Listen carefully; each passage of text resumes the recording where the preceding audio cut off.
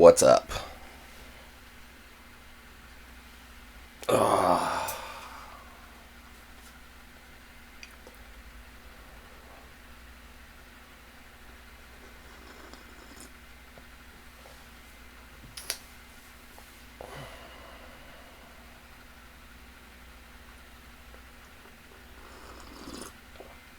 Where is everyone?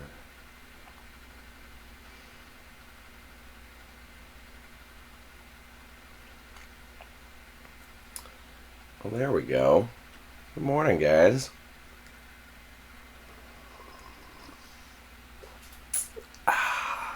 Delicious. What's up, Steven? What's up, everyone?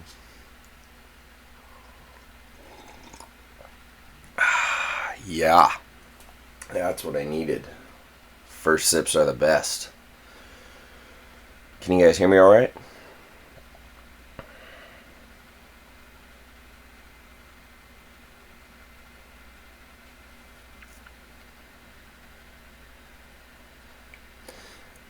Hello, Catwin.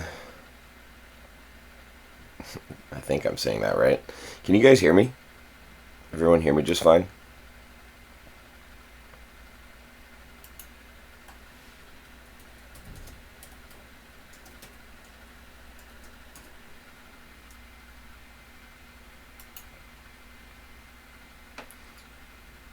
Awesome. Thank you.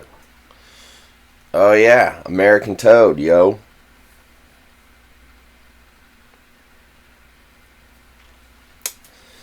Pretty cool. Got it for my talk a couple weeks ago at NorCal Herp Society on maternal incubation, which I am unable to make the December 7th NorCal Herp Society presentation because that's the same night as a family holiday party in town that I can't miss because it might be the only one I can make for that half of my family. And then I gotta figure out if I can get down to Santa Barbara super early the next morning for a remembrance of life ceremony for my friend who passed. So it's gonna be busy. So unfortunately, I won't make the holiday potluck and Brian's talk. So.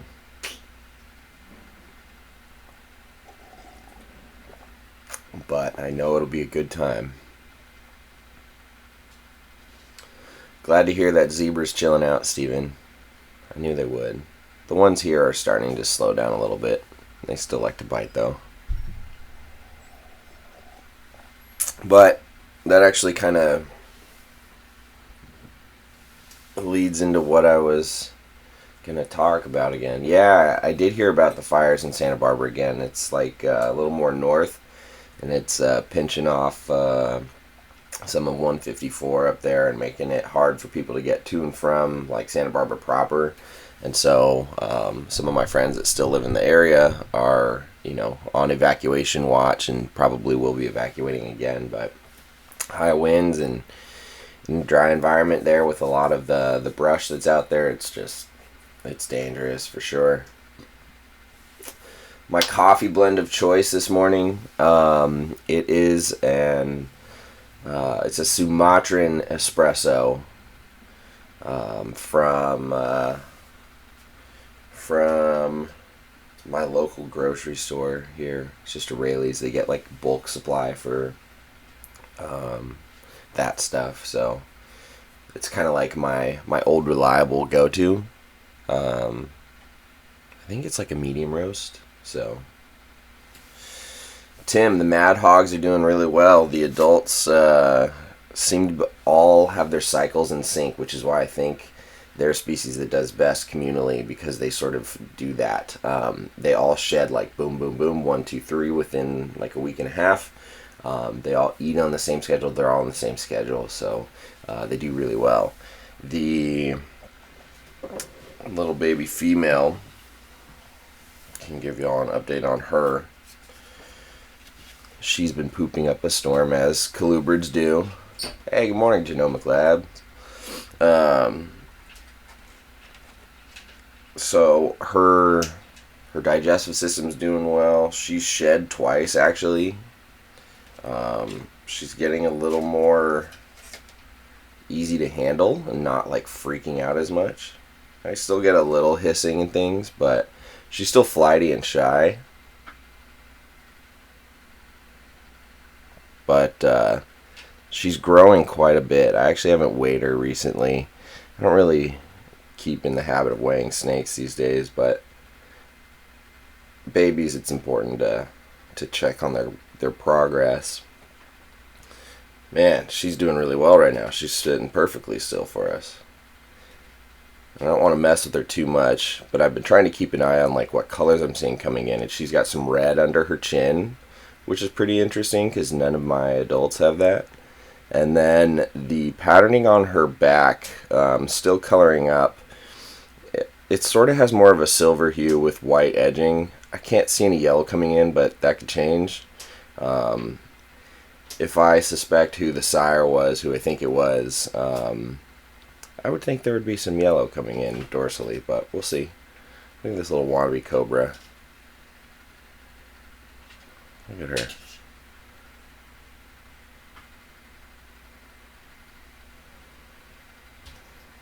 She's keeping an eye on me, and I wonder if she like sees the glass orb shape of that camera lens. Anyway, that's her. She's doing really well. Yeah, Ryan, I actually I weigh hatchlings typically because I want to kind of have a baseline idea in my head of which individuals might need a little closer attention as far as if they're going to be stubborn feeders, how much I need to force the issue. If an animal is like one of the lowest weight in a clutch, I'll keep a closer eye on that, and they tend to be the stubborn renty ones, and those are the ones that I'll force the issue a little bit with more. Hey, good morning, Reptilian King. So once I get an idea of what everyone weighs, then it just gives me an idea of who and what to pay attention to, and then once all those babies have gotten established, then I kind of stop weighing them. Yeah, it's just more for initial assessment. So, although I haven't really been weighing the children's pythons because they're really small, but only 4 of them are eating. So there's still 5 that are like not having pinkies. They're still on the mouse tail game. So gotta top you off over here.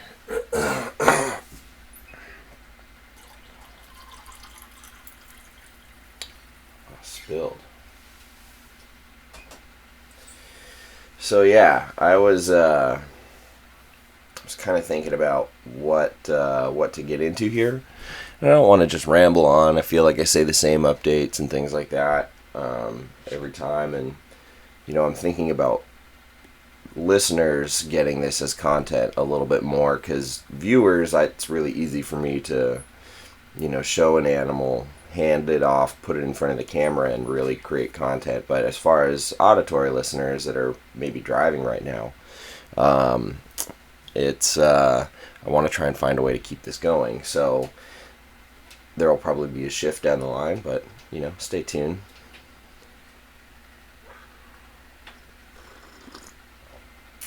Yeah, I'd love to see that, Tim. Send it my way. Love to check it all out.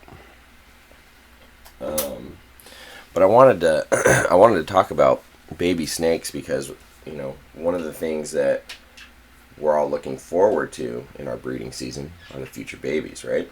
So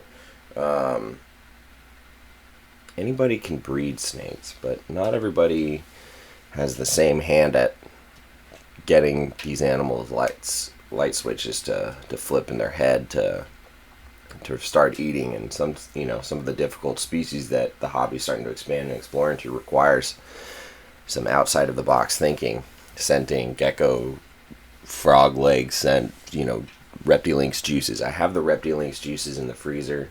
I think I'm going to be trying some of those again on some of these children, I might even try and snipe a shed or two from any of my geckos that might be shedding, although I seem to never catch that. So, morning, Chris.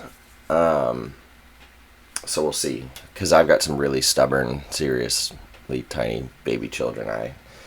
And I'm already this far, and I'd hate to see them, you know, I'd hate to see babies pass from just failure to thrive and not getting established. So I feel like it's my responsibility. But with carpet pythons, you can run into the same thing. They're not quite as small and fragile as children eye, but ever tried chopped chicken hearts on the tiny guys? I have not.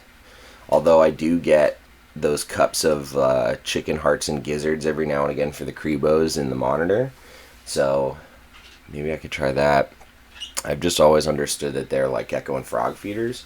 So I bought the Reptilinks 3-pack set a while back while preparing for these babies. So one of the things that, when we're going through breeding, we tend to forget is preparation for babies. And oftentimes that's when people find themselves trying to make a last-minute emergency order for hatchling racks and getting, put in a bad spot. I actually found myself in that spot the first year breeding rainbow boas.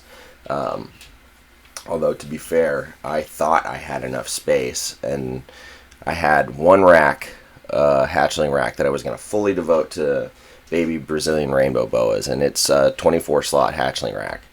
And I was like, 24, perfect. All I'm breeding is boas this year. I don't need to worry about anything else for other snakes that need different climates, so I thought I was good. And typically, if you're breeding one litter of rainbow boas, you'd be right.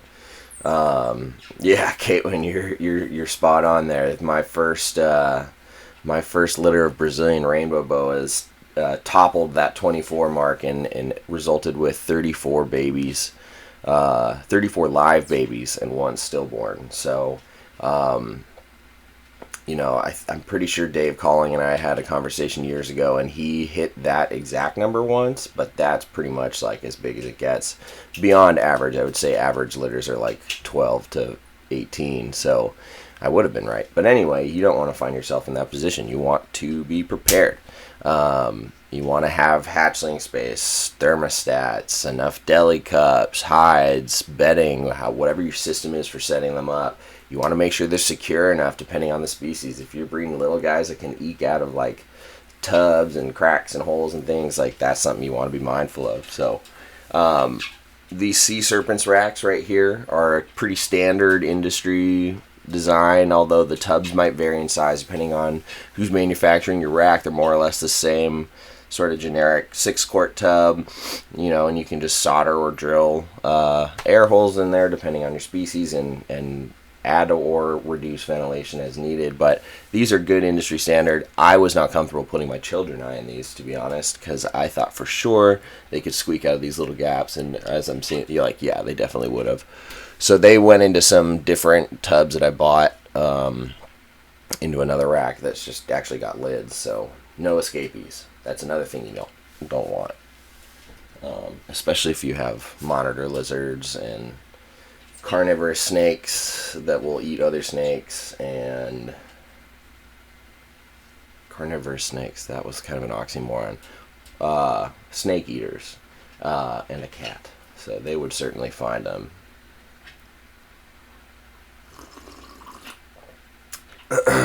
Good night, Peacemaker. I take it you're on the other side of the world. So,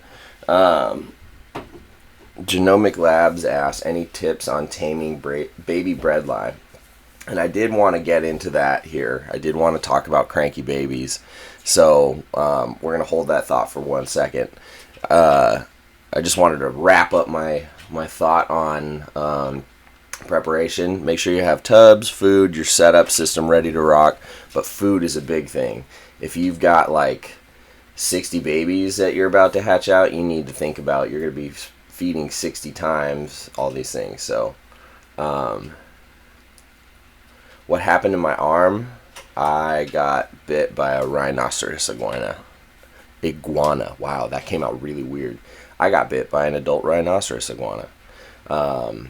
So did I just drink some coffee in headphones? It sounds like you're partaking in something else.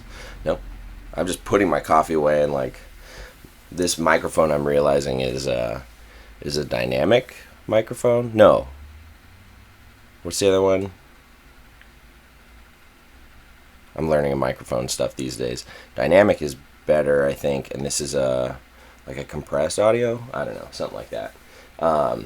Yeah, getting bit by a rhino iguana, not fun. No stitches, but definitely had to fill out some paperwork.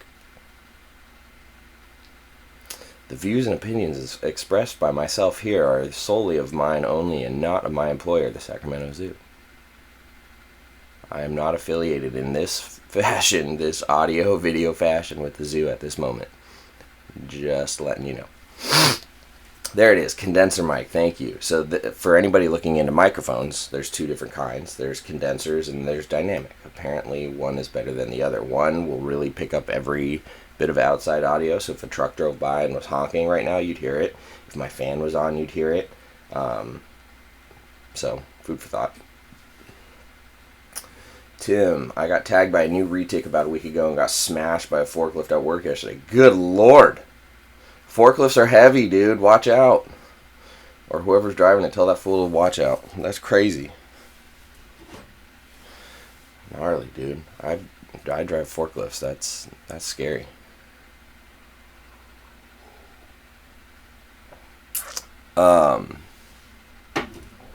So yeah, with babies, make sure you've got space, water bowls, food, and then ultimately you have to be prepared to have those babies for a while.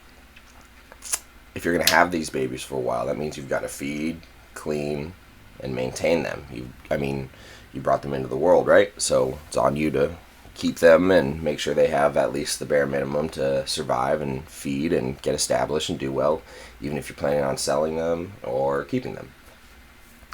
Hey, thanks for popping in, Reptilian King. Catch you later. But some babies are great. Some hatch out perfectly, and then they shed perfectly, and then they take food right away. And that's usually not the case. Where's the snake mug for coffee? Well, to be honest with you, the snake mug lost a battle with some gravity, unfortunately, and had a little chip in it, but it also created like a hairline fracture all the way through, so I'm not sure it's good to hold water at the moment, but it's all good. I got tons of snake mugs. I've got one with the jungle carpet on it that I bought a while back that I haven't used in like a year. Suggestions for baby hides, even the small ones? Yes, I do have suggestions for you. So what we will do, let's pull somebody out who's just a real jerk. And we'll just hit several topics all at once. No, that's not it. This one. Okay, so I'm going to show you hides, setup, and how I deal with jerk babies all in one go here. So this is my pretty standard setup for neonate carpet pythons, or any snakes for the most part. This is a 6-quart tub. The best thing that I found as far as hides go that is affordable, easy to get more of, throw away, things like that. Paper towel rolls, toilet paper rolls. We use a lot of paper towels in cleaning. Oh, there's even poop in that. I gotta throw this one away. I'm gonna throw this one away and get a new one just like that. So these are really nice. They'll snug up in them.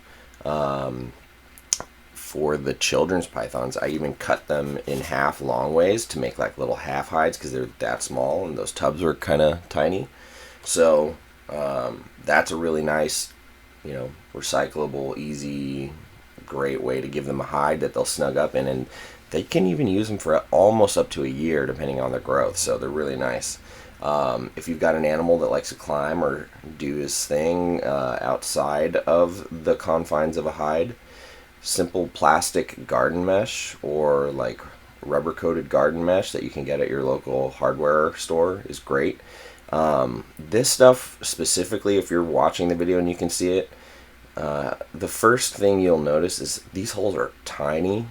Go with stuff that's bigger, like holes in between, because I've had carpets get their head stuck in, like they'll go through it and then their belly doesn't come through, and then I'm just like taken away from that animal. So there's like different like ones that you can use, and just be mindful of the size of that. So far I haven't had any issues, but I've just watched carefully. And then I made my life easier. So years ago I bought a couple boxes of these like just little tiny pet food bowls, ceramic things that cost like, I think they end up costing like $3-4 retail, but at the time I was really good friends with a shop owner, and he put a few boxes on his order at wholesale prices. So I got a couple hundred of these for like cents on the dollar. And then little deli cups, I've experimented with the right size, and there you go. And instead of collecting all the bowls and spending time disinfecting and scrubbing them, now I can do that, as needed, of course. But what I find the best way for me to save time is having these little deli cups like this. I think it's like a 3 3/4 ounce deli cup or something. I just go to Smart and Final for my deli cups right now, and it fits perfectly. There's some that are a little bit taller. Just be mindful of the height of your tub, because if you get a cup or water dish that's too tall, if you're doing that, just make sure your animal can actually get in. I see it so many times with a lot of these like big name manufactured racks with the cup holders, and if you don't have the right size cup, you put it in, you've got like a half an inch for like a 2-year-old snake to squeeze its head in to get to the water, and I see that being a challenge for some animals. So that's a real simple way to set it up, and I use these liners for the majority of my snakes, even other size ones. These are from CMC Reptiles. These are Ed Villardo's brainchild. They're pure pulp paper, so there's no dyes, chemicals, or additives in this, and it's really absorbent. You can spray it down. You can dump a water dish on it. Depending on the ventilation of your tub, you can use it to kick up the moisture as needed. So pretty cool stuff. I really love this. But there are some animals that I give particulate bedding to, just because I feel like they really need that mental stimulation, and it taps into some of their natural behaviors. So that's how I set up and, do affordable hides and things like that. Oh, I almost missed you there, John. Good morning. Bonjour. What ambient temp do I try to maintain in my room, and how do I maintain it? So that takes some dialing in with your specific location. Your outside weather patterns are what you're at the mercy of, and then how well insulated and how many windows your room has, depending on where you're keeping your snakes. I've got an extra bedroom in here, hardwood floor, 2 windows, not very well insulated, and they're old single pane windows. So with that in mind, I moved everything in here, arranged things strategically, cooler stuff close to the window, cooler stuff at the bottom of stacks and racks, and then just had to experience what the room was going to do and be at the ready to tinker with it with fans and heaters. I don't have an air conditioning unit in this room, and the AC in our place doesn't reach the back rooms here, but we don't get any direct sunlight on this part of our location. So unless it's like 100 and something outside, which it does get here in Sacramento, my ambients typically don't get too high. So I cut the cold by running a heater. I've just got like a tip safe Vornado heater thing. You can get those oil filled heaters that don't zap the humidity in your room, if that's an issue where you live, and those things are great and very safe. And then you can pop those on a thermostat. Most of them have some sort of self-guided dial on there anyway, so you can figure out just how much to go for. But I aim for ambient temperatures throughout most of the year when we're not in the breeding season. I like things during the day to be around like 83 in here, and drop down to nighttime temperatures of like 78, 79, 80. That would be great. And then currently because things are getting cool outside and trying to stimulate some breeding, I allow the nighttime temperatures in here to get down to like 74, 75 right now. And probably starting in December, I will lower the hotspot availability for all of the animals that I'm trying to breed. That being said, there's animals who are not in breeding rotation that are going to get this cycle too. Every animal in the room gets an ambient fluctuation seasonally, so that's how. Oh, see you, Ryan. Don't get in trouble. That's how I sort of allow some seasonal variation. There are some species that I keep that don't get seasonal variation, like anything from Madagascar doesn't really get too much. But they do get these little microclimates where it can get really cold, so they are able to withstand a lot of this variation. So, because I keep multiple species in here, I would have better success with some and probably struggle with certain ones. So that's something to be mindful of too. If you, hey Jacob Bratz, your carpet python is supposed to be mean, and he's not being mean right now. Maybe that's because he's soaking in his water, which is something Papuans do a lot. If anyone's curious, don't freak out. It's not mites. Well, it could be, but typically a lot of my Papuans like to spend time in the water. So this animal is a bitey little stinker from Jacob Bratz. This is one of his Papuans he produced. And in the essence of taming down a grouchy carpet python, you don't really know their personality until you start interacting with them. So that's the first step.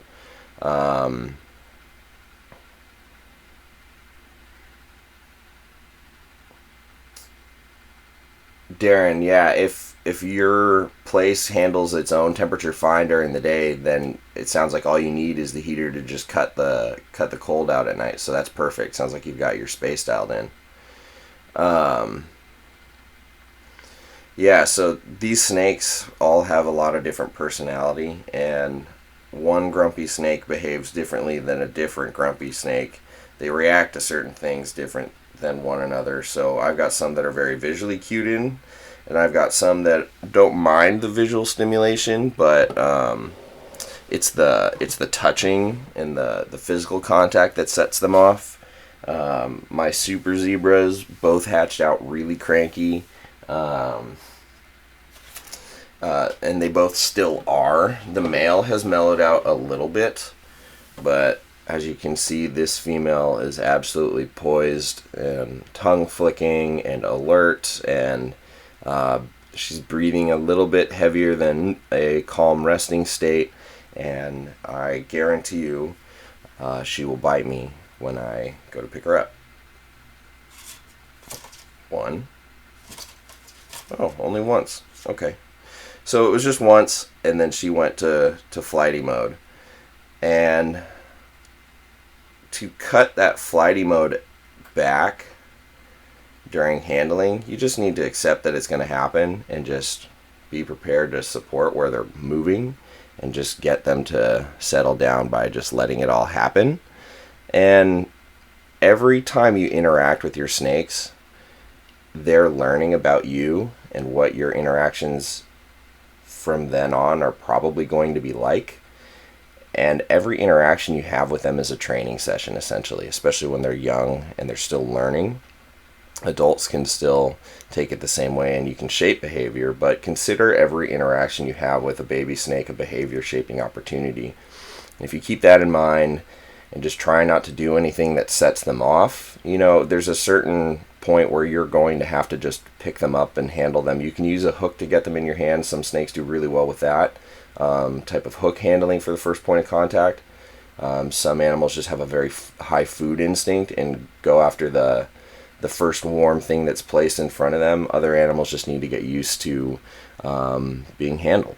So if you've got a really cranky baby, sometimes it just takes some handling and just you being calm and trying to pay attention to what their limits are, find out what sets them off and avoid that, and just keep working up close to that. Like if you know the animal has a threshold of being okay for the first 5 minutes, and then at minute 6 it loses it, then keep it to 5 minutes and just keep doing that and build on it. If you know the animal freaks out when you reach your hand in at first but is good with the hook, use the hook. Just do whatever that animal needs and is telling you it prefers for calm behavior, and you keep building that relationship, and eventually you can really cut into some of that and really, cut out some of the extra steps, or build some confidence with the animals. Ultimately, what you're doing is you're exposing them to your world, and they're sort of at your mercy, and that can just be a really instinctually stressful thing for these animals, because we don't really have a way of communicating other than with body language and interaction. So you make those interactions your statements of intent, and you just keep it all positive or as close to it as you can, and yeah, lots of patience in handling. There are some animals that just don't ever snap out of it, so that happens too. Oh, yep, there's a bite. So she didn't like me coming from behind her. She was, my hands are a little warm, so she was sticking, so I was trying to reposition her, and she didn't like that. So she told me, don't grab me, don't move me. But I also don't mind bites from snakes at this size. It really is insignificant. So if you get used to it and you're not flinching too, a lot of flinching can set them off, because you end up yanking them or hurting teeth or tossing them across the room.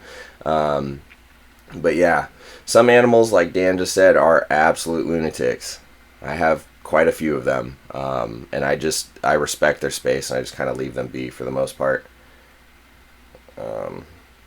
I do try and push it every once in a while, but stress is, to a certain point, healthy for animals to experience, but beyond that, there is a threshold where stress can be really detrimental to an animal's health. So,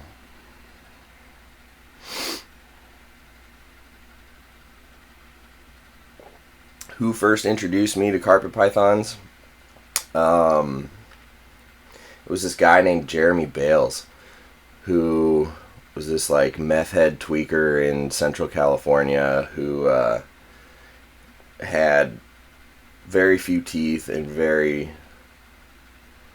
very few good concepts and ideas about animals. But he had some carpet pythons, and I responded to a Craigslist ad to help take care of his snakes once a week, because I was looking for more reptile interaction. And that was when I came face to face with a big old adult female jungle for the first time. Saw my first jungle jags, things like that. And after that, it was love at first sight. So as much as that guy was a knucklehead and still owes me a bunch of money and stiffed me and was just a total, druggy knucklehead, I thank him for this. He put me onto it, at least, and I did the rest.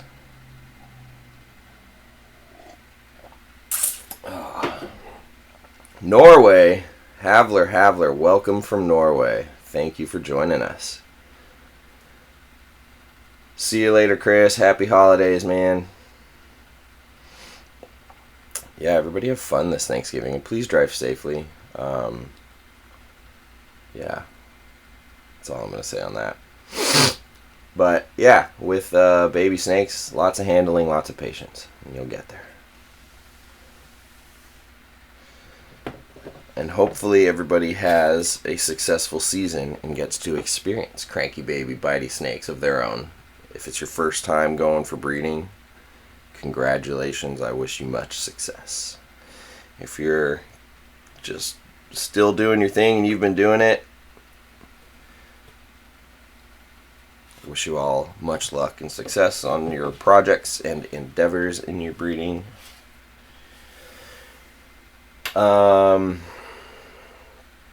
How would I address breeding a female if she gets an RI at the start of the breeding season? That's a good question. That's a tough one, and I've actually experienced that a couple times. So, some animals don't take the winter season that great, and you will experience a spontaneous RI pop up from time and time again. Not always, but it can happen. And it's kind of annoying. I would say because some respiratory infections can be contagious and spread, I would get on a vet visit as soon as possible, because if you catch it early and you nip it in the butt, that animal can recover pretty quickly and still have a successful, healthy breeding season. If it's pretty far in and you're giving her 3 weeks of ceftaz injections and she's like bubbly and snotty, you might want to pull her from the rotation for safety for her, because breeding adds a lot of stress and it's hard for an animal to recover from an illness when they're stressed. And for containment, you don't want your male to get that as well. I was planning on breeding my super zebra het xanthic this year, and she popped up with a little snotty nose, and I was almost prepared to pull her from the rotation, and I got her to the vets, and it turns out she had pneumonia, and then she died. So, but if she hadn't, I would have probably given her another season to sit out. So,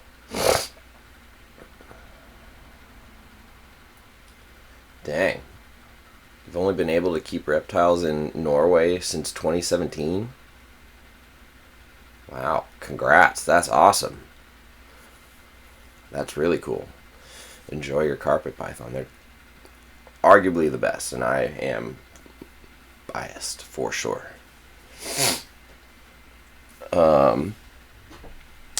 So we're getting over 30 minutes here. Well over it, actually. Yeah, Jeff, get that animal on meds fast, and if you can, bump the heat. It's kind of the opposite of what you're thinking of doing for the breeding season, but increased heat tends to help.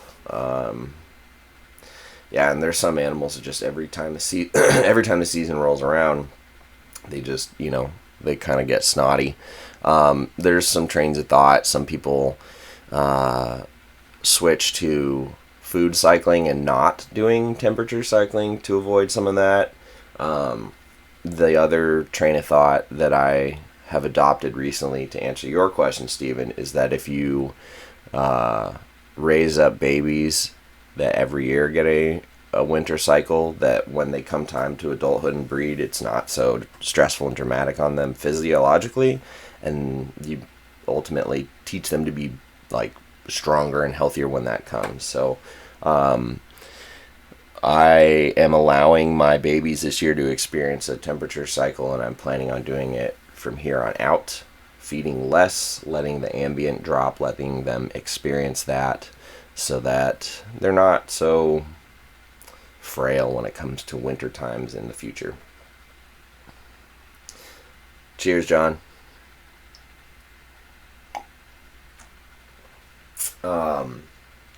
So yeah, I do a lot of food cycling. All of my adults and everybody breeding are done feeding for the year and won't feed again until like February. And I'm probably gonna put the babies on the same schedule. So yeah, we'll see. Although my boas, like the Brazilians and Amazons, I'm still feeding them because they, once again, don't get much of a temp cycle. They will get like wet and dry season that will probably influence prey availability. So I am sort of cycling them, but I am still feeding them. So I'm not doing too much temperature drop for them, but they do experience ambient temperature fluctuation regardless. So that definitely has an impact, even if you don't think it does. I think so. So have a great holiday, Darren.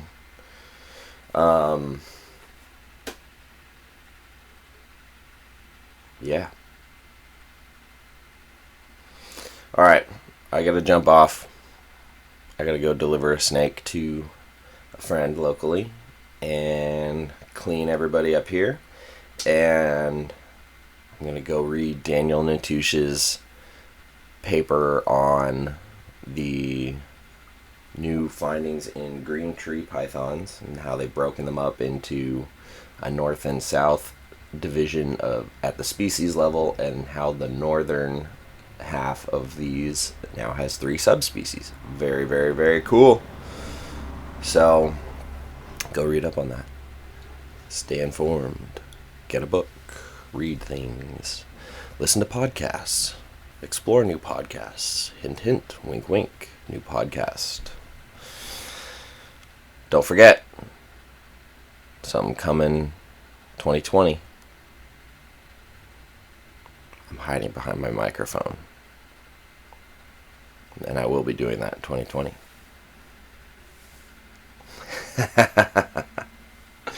Alright. Stay tuned. I'll let you know if my schedule changes again at work this month. It may. We may go back to Friday streams.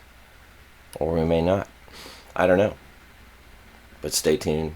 Thanks for joining. Keep your ears open for a new project coming in 2020. And that's all I'm going to say on that. Have a good day, everyone. Peace.